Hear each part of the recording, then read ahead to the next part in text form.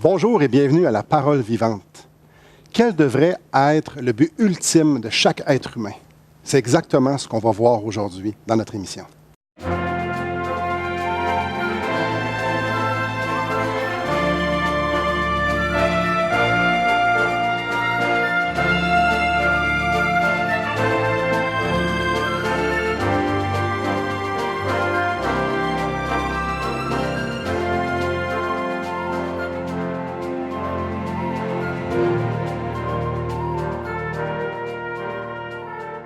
Bonjour, aujourd'hui on termine notre série sur la Réforme.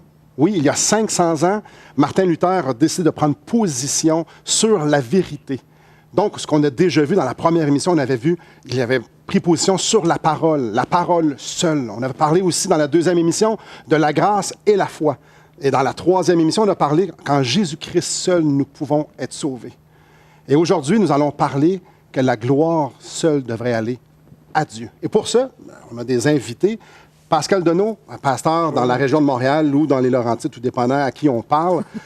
Pascal, tu as écrit des livres? Oui, donc 2 livres publiés, un en 2015, Sola, la quintessence de la foi chrétienne, qui traite absolument dans le propos de cette série d'émissions. Et puis un autre publié l'an dernier, Une alliance plus excellente. Donc, ça parle de la théologie des alliances, comment on relie les alliances bibliques entre elles. Donc, c'est des livres de théologie, mais Sola introduit bien pour quelqu'un qui est moins familier avec la foi chrétienne, quel est l'essentiel de la foi chrétienne. Excellent livre en passant. C'est ce que je m'en allais dire. Oui. On l'a lu tous les deux. Oui. Jean-Christophe Jasmin, également pasteur dans la région de Montréal, même plus précisément à Montréal. Je crois que tu es impliqué dans une organisation qui est... L'Église. Non, ça s'appelle Sola. C'est une organisation justement qui vise à encourager les chrétiens puis les pasteurs du Canada français à mettre l'Évangile au centre, donc soutenir puis encourager. Puis je suis sur le conseil d'administration avec mon frère et vénérable Jeff Lorrain. Donc, Jeff Lorrain, un habitué de la place qui est également fait partie de Sola, qui est prédicateur, qui est évangéliste. Je crois que tu as même une œuvre en Haïti, pas tu as une œuvre, mais tu es impliqué dans une mission en Haïti. Bien, la Bible parle en Afrique, entre autres au Bénin, Togo, Ghana, et puis aussi en Haïti, dans la région des Cayes. Donc, bien occupé. Oui. Pierre, aussi président de la faculté de théologie évangélique, dont mes 2 confrères ici ont étudié, entre autres, et puis on est vraiment contents. C'est une bonne institution. Et en passant, j'aimerais ça te présenter, tu ne t'es jamais présenté durant la série, Simon Ouellet, pasteur ici dans la région de Québec, parce qu'il y a des gens qui écoutent l'émission.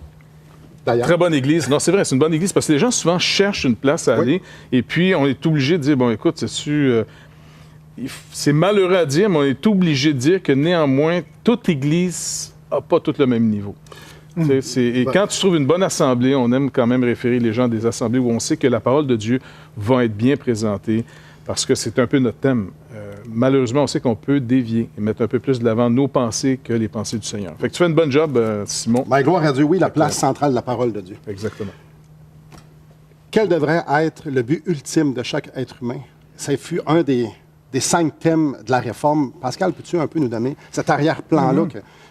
Comment ça s'est venu sur la table? Oui, puis surtout la façon que tu poses la question, en fait, c'est la première question du petit catéchisme de Westminster, qui vient un siècle après le début de la Réforme, qui vient consolider tous les travaux à Westminster qui sont faits et qui pose cette question-là. Quel est le but suprême de l'homme? Et la réponse qui est donnée, c'est que le but suprême de l'homme est de glorifier Dieu, c'est difficile de traduire en français, c'est en anglais qu'on l'a pris, mais de jouir de la communion avec Dieu. Donc, c'est d'avoir la vie éternelle et de connaître Dieu et de l'aimer, de le servir. Donc, l'être humain n'a pas été créé pour lui-même. Il a été créé pour la gloire de Dieu. Augustin disait, notre cœur est sans repos jusqu'à ce qu'il se repose en toi, en Dieu. Notre cœur est sans repos, c'est pas dans le sens qu'il est forcément inquiet. Il y a des gens qui vivent de l'anxiété parce que c'est l'anxiété existentielle. Pourquoi est-ce que j'existe? Qu'est-ce que je fais sur Terre? Puis, à un bon moment donné, découvre l'Évangile et dans l'Évangile, découvre Dieu parce que c'est Dieu qui s'offre à nous dans l'Évangile et trouve le repos. Mais d'autres, leur cœur est sans repos parce qu'ils se livrent à des idoles. Ils se livrent à des faux dieux. Et ce n'est pas nécessairement des idoles du paganisme comme dans l'Antiquité, d'autres religions, mais ça peut être l'idole de l'argent, du plaisir, vivre pour soi, vivre pour son corps, pour avoir une bonne santé, une bonne alimentation. Peu importe, tout ce qui remplace la centralité de Dieu devient une idole. l'homme a été créé pour Dieu. Et donc, toute cette série et le message de la Réforme, finalement, l'objectif ultime, c'est de ramener le but de l'existence à son but, la gloire de Dieu. Dieu a fait l'homme pour lui. Et même l'Évangile, on en parle souvent comme le secours de Dieu envers l'homme, Dieu qui vient sauver les êtres humains. Mais si on veut dire, la motivation première de Dieu, c'est qu'il y a un affront qui a été fait contre lui. Il y a un affront qui a été fait contre sa gloire, contre sa parole, contre ses commandements. Et l'Évangile, finalement, c'est la réponse de Dieu pour sauver l'homme, oui, mais qu'est-ce qu'il cherche ultimement? Dieu, c'est la gloire de son nom. Quand on dit ça, ça peut être choquant, parce qu'on dit quelqu'un qui cherche sa propre gloire, quel genre d'orgueilleux est-ce que c'est ça? Dieu cherche sa gloire sans être orgueilleux. Il n'y a pas plus humble. Jésus dit qu'il est doux et humble de cœur. Mais chercher sa gloire, en fait, c'est que quel est le motif le plus noble que Dieu peut trouver pour racheter l'être humain? Quel est le motif le plus noble? Et il n'y en a pas d'autre. Ce n'est pas l'homme qui est au centre du plan de Dieu, c'est la propre gloire de Dieu. Alors, une fois qu'on a dit que l'homme est sauvé par la grâce seule, par la foi seule, par Christ seul, qu'il a découvert tout ça par l'Écriture seule, il ne reste plus qu'une seule chose à dire, c'est à Dieu seul la gloire. Ce salut-là, la gloire ne revient pas aux hommes, ne revient pas à l'Église, aux saints, à qui que ce soit, revient à Dieu. C'est pour lui, c'est par lui et c'est pour sa gloire. Donc, les réformateurs, fort probablement, dans leur façon de penser, peut-être tu vas pouvoir appuyer ça ou dire que je suis dans le champ gauche. Les autres, ils ont dit, on enlève tout au complet, c'est vraiment pour Dieu. Tout vient de Dieu et tout est pour lui. Donc, que ce soit l'Église, que ce soit la religiosité, que ce soit les bonnes œuvres, on tasse tout ça. Vraiment, tout est pour Dieu. Mais, et aussi, c'est parce que dans le système qui s'est développé dans le Moyen Âge, c'est beaucoup l'homme qui était au centre. C'est beaucoup les œuvres de l'homme. Alors, en ramenant tout cela à Christ seul, eh bien, c'est Dieu qu'on place au centre. C'est à lui qu'on donne la gloire. Et donc, notre vie retrouve le but qu'elle doit avoir, d'être une offrande agréable à Dieu. Et donc, les réformateurs n'ont pas simplement réformé la théologie de l'Église, qu'est-ce que l'Église doit croire, mais la façon que l'Église adore. Parce que c'est pas tout de dire comment on est sauvé. Ce Dieu-là qui nous a sauvés, on est convoqué par lui chaque semaine pour l'adorer comme peuple. Et donc, il fallait en plus réformer la façon d'adorer Dieu pour que ce soit la gloire de Dieu qui soit au centre de l'adoration. Ils ont donc, si on veut, réformer le culte d'adoration de manière théocentrique, doxologique, c'est-à-dire mettre la gloire, doxa veut dire gloire en grec, et mettre la gloire de Dieu au centre, donc de la proclamation, des chants. Et alors voilà, donc la réforme s'est continuée aussi de cette façon-là. Merci. Et vous, à la maison, est-ce que vous voulez réagir? Est-ce que vous avez posé des questions? Tout pour la gloire de Dieu. C'est spécial parce que d'habitude, on pense que Dieu est pour nous. Ce que Pascal est en train de nous dire, ce que la parole de Dieu nous dit, c'est plutôt le contraire, c'est nous sommes pour Dieu. On va développer un peu là-dessus. Mais si vous voulez réagir, si vous avez des questions, je vous invite à nous appeler au 1-877-ESPOIR, 1-877-537-7647 ou de visiter notre site web espoir.ca. On se revoit après la pause. Écoute, il y a une satisfaction dans l'être que le chrétien découvre dans sa personne qui produit une joie inexplicable. C'est comme une paix qui surpasse l'intelligence parce que tu vis toujours dans un monde déchu, tu vis toujours finalement dans un corps qui est en train de mourir, tu sais que tout est temporaire, mais te retrouver une paix, te retrouver un sens au milieu du non-sens général.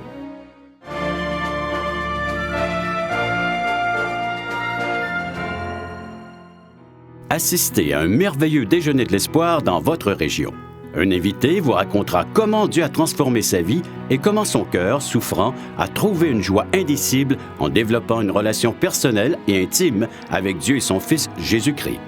Des églises locales organisent de tels déjeuners dans plusieurs régions du Québec. Découvrez où et quand vous pouvez assister à un déjeuner de l'espoir dans votre région en visitant le site espoir.ca et en cliquant sur l'onglet « Déjeuner ».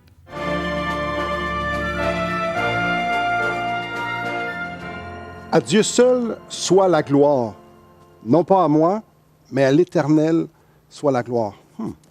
Jeff, Oui, est-ce que moi je suis pour Dieu ou Dieu est pour moi?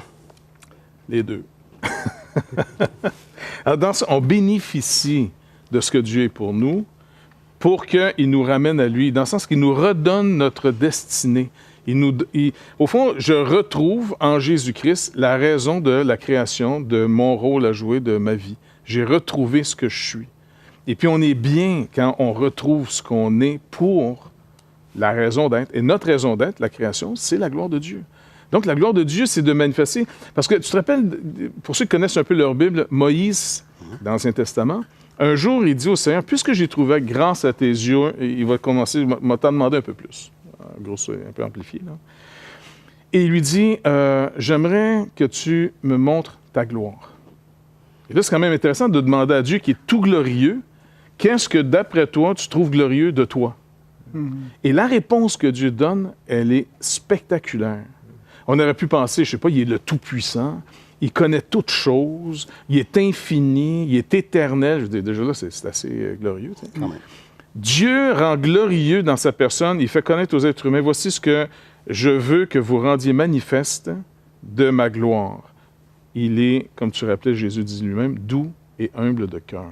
Le Seigneur dit, j'aime faire grâce à qui je fais grâce. Donc, le Seigneur parle vraiment de son amour pour nous autres. Donc, nous, on est le reflet. C'est comme si toute forme de lumière, là, nos yeux la captent. Sans lumière, les choses sont là, mais ils disparaissent à nos yeux.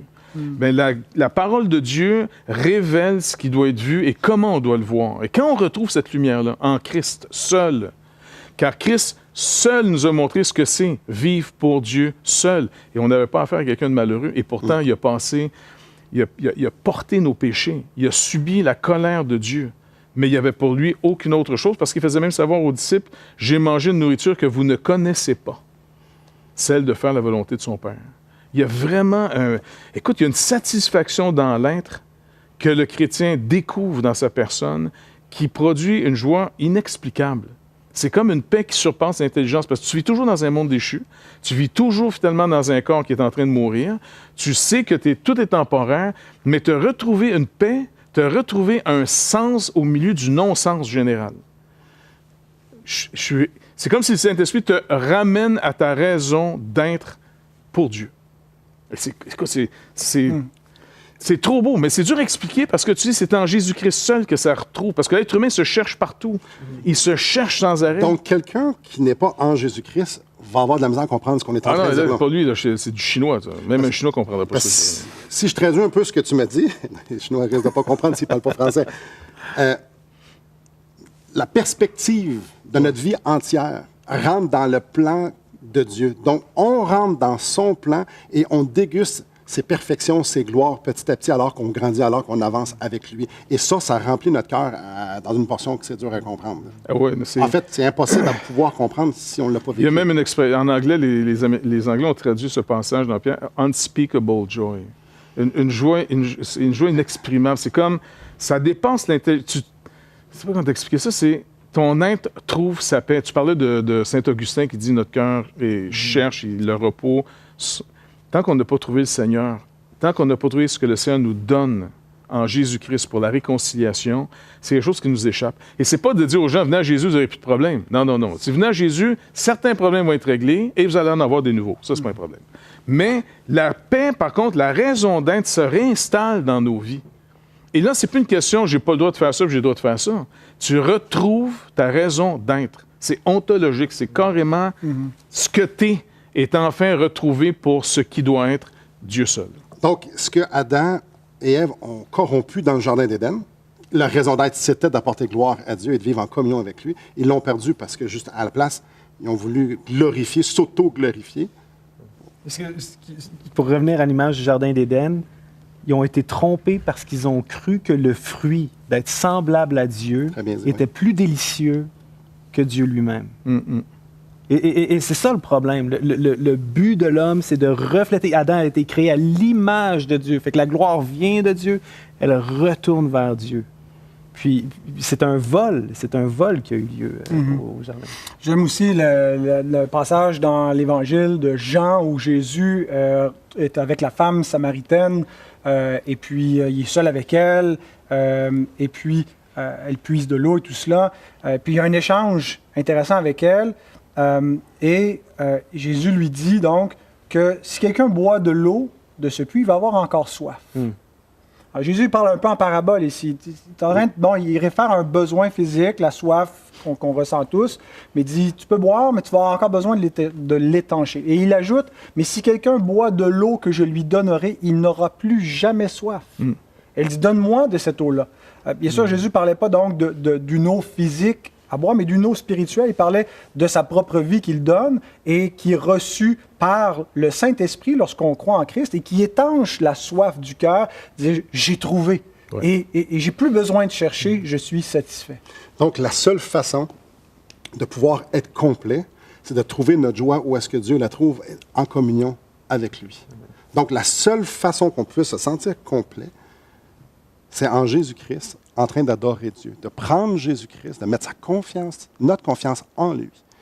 Et c'est là que notre vie est transformée. Je ne sais pas pour vous, je l'espère du plus profond de mon cœur que vous êtes peut-être en train de réfléchir, de dire, wow, moi je me sens-tu complet comme ça? Est-ce que moi est-ce que j'ai Christ? Est-ce que je vis pour la gloire de Dieu? Est-ce que ma vie est centrée pour glorifier Dieu?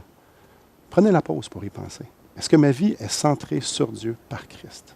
On se revoit après la pause. Il y a de grandes choses, des choses grandioses, de grands ministères qui ont, à vue humaine, bâti de grandes choses dans le monde, qui vont peut-être partir en fumée. Mais ce qui va subsister, qui va passer le test du feu, c'est ce qui va vraiment donner gloire à Dieu et qui va s'être révélé aussi comme l'œuvre de Dieu au travers de son Église.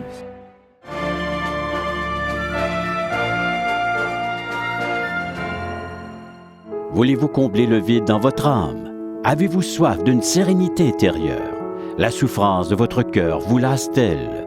Appelez dès maintenant pour recevoir gratuitement un évangile de Jean pour connaître l'amour de Dieu, un Nouveau Testament pour trouver des réponses à plusieurs de vos questions, le livre Destination finale pour comprendre la nécessité du salut et finalement la Bible et le salut qui nous explique comment recevoir Jésus. Contactez-nous à espoir.ca ou composez 1-877 l'Espoir.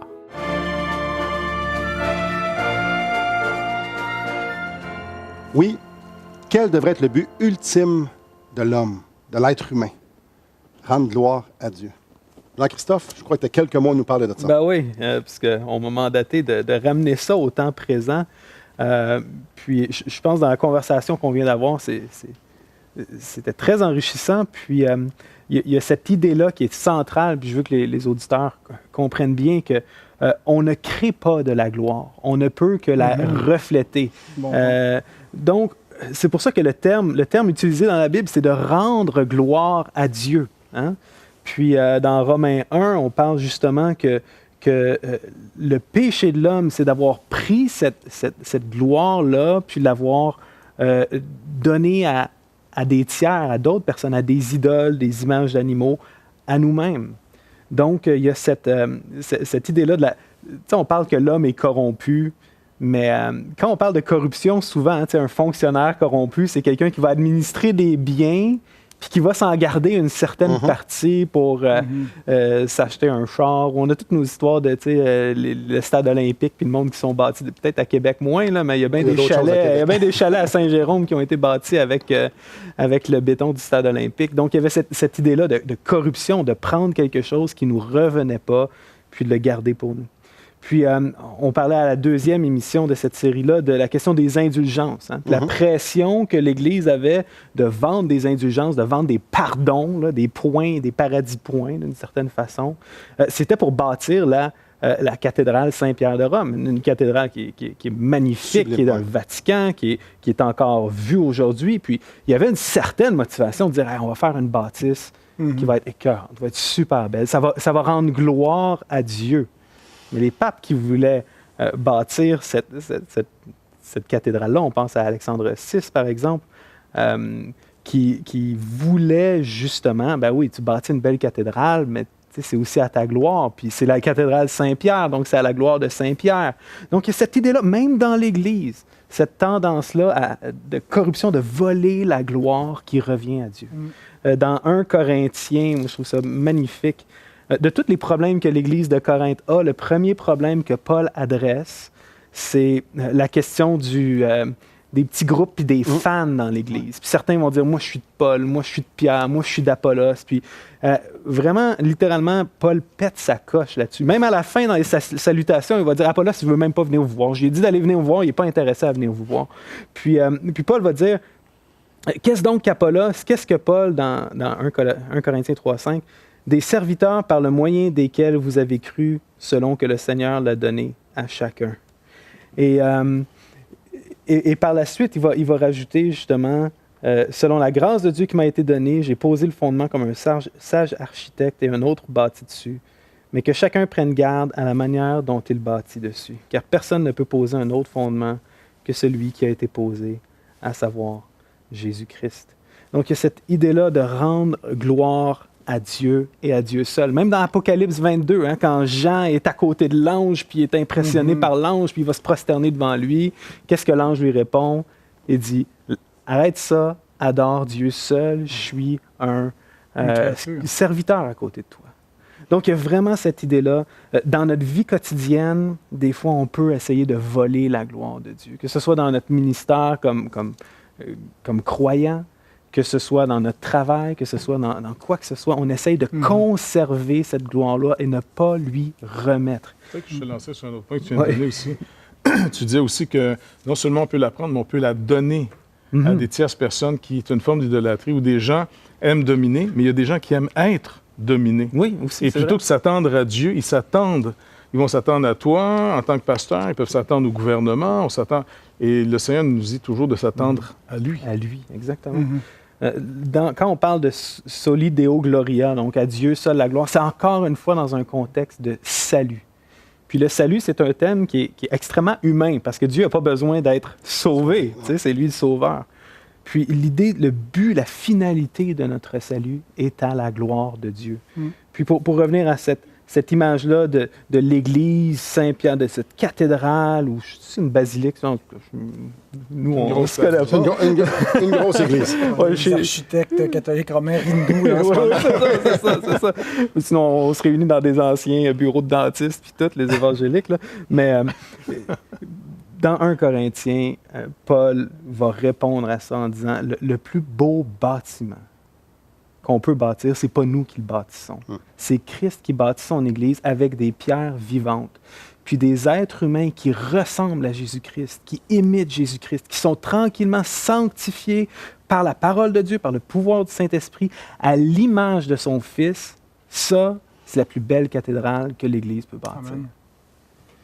Amen. Puis c'est celle-là qui va être éprouvée. Le passage que tu as cité, Paul parle à la fin qu'à la fin, c'est quand le jugement de Dieu va avoir lieu, ça va être justement où l'œuvre de chacun va se révéler dans le feu pour en déterminer la nature. Il y a de grandes choses, des choses grandioses, de grands ministères qui ont, à vue humaine, bâti de grandes choses dans le monde, qui vont peut-être partir en fumée.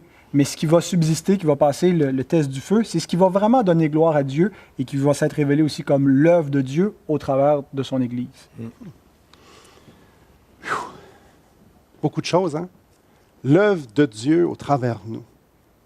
La seule façon que nous pouvons lui rendre gloire, c'est ce que l'Évangile fait en dedans de nous, c'est ce que le salut fait. Dieu produit sa vie par Jésus-Christ, par son esprit en dedans de nous, et c'est ce qui lui donne gloire. Je vous pose la question. Et vous? Sur quoi votre vie est basée? À quoi donnez-vous gloire? Sur quoi reposez-vous? Sur Jésus-Christ? Est-ce que c'est pour Dieu que vous vivez? Est-ce que votre but ultime, c'est justement d'apporter gloire à ce Dieu qui vous aime tant? On en reparle après la pause. Dieu veut nous rendre participants, veut qu'on ait cette intimité-là avec lui. C'est pour ça que Jésus est venu.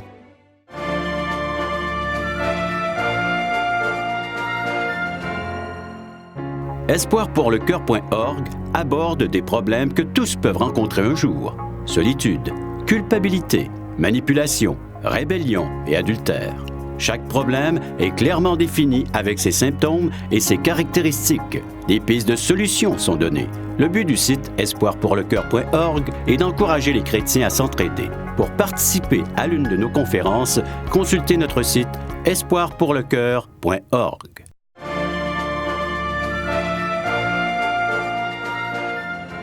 La parole de Dieu nous dit que Dieu est glorieux.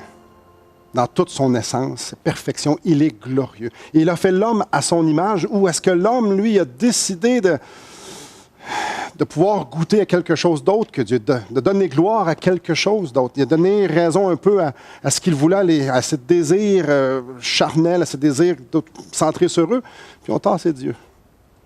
Comment on peut tasser un Dieu si glorieux sans qu'il y ait de conséquences? Je pense qu'il y a une histoire dans Acte 12, ça se peut-tu, genre le verset 23, qui nous en parle d'une... Ah ben, on est là! Vas-y. C'est toi qui as eu le punch. On parlait de la gloire, de rendre la gloire à Dieu. Puis dans une image qui est vraiment forte, on parle du roi Hérode, qui est un politicien d'une certaine façon, puis qui est invité à Tyr, puis on voit qu'il est dans le stade, puis il harangue la foule, il fait un speech, puis les gens sont tellement frappés. Ça dit, à partir du verset 22, le peuple s'écria « Voix d'un Dieu » et non d'un homme. Puis on peut imaginer Hérode qui était fier, qui était content. Puis c'est ça la gloire, garder la gloire pour nous. C'est ça. Des fois, on vit pour ce moment-là. Puis ça dit, au même instant, un ange du Seigneur le frappa parce qu'il n'avait pas donné la gloire à Dieu. Et il expira rongé par les vers. C'est un avertissement sérieux. Tu donnais une image, entre autres, de ce que ça pouvait représenter. Demeure ici, physique, mais... Bien, je pense que c'est un jugement qui nous montre en illustration ce qu'est l'enfer. Les hommes qui ont voulu la gloire pour eux-mêmes, Jésus parle justement des vers qui ne meurent point, du feu qui ne s'éteint point, comme une image de ce qu'est l'enfer. Et donc, je ne dis pas est-ce que littéralement il y aura des vers et du feu éternel en enfer, mais l'idée c'est simplement, c'est la ruine. Pour ceux qui ont voulu vivre pour leur propre gloire, pour la gloire des idoles, Hérode est une image de ce jugement-là qui tombe sur eux. Il y a une conséquence à ne pas donner gloire à Dieu, de donner libre cours à ses désirs. Et c'est spécial parce que Dieu a dit que nous étions des pécheurs. Dieu nous a dit que nous étions séparés de lui. Donc, il était impossible pour nous de lui rendre de gloire sinon que par Jésus. Dieu veut nous rendre participants, veut qu'on ait cette intimité-là avec lui. C'est pour ça que Jésus est venu. Pour rendre des personnes comme vous et moi, des ennemis de Dieu, que ça nous parle dans Colossiens chapitre 1, des co-héritiers. Par Jésus-Christ. Dieu veut qu'on lui rende gloire par Jésus. Mais pour ça, il faut d'abord reconnaître Jésus-Christ comme notre Sauveur. Nous devons mettre notre confiance dans ce qu'il a fait à la croix, de notre incapacité de pouvoir glorifier Dieu sinon que par Jésus-Christ. Et je vous invite à placer votre foi dans ce que Jésus a fait pour vous. Merci beaucoup, messieurs, de cette belle série que nous avons fait ensemble. Merci d'avoir été à l'écoute. Que le Seigneur vous bénisse.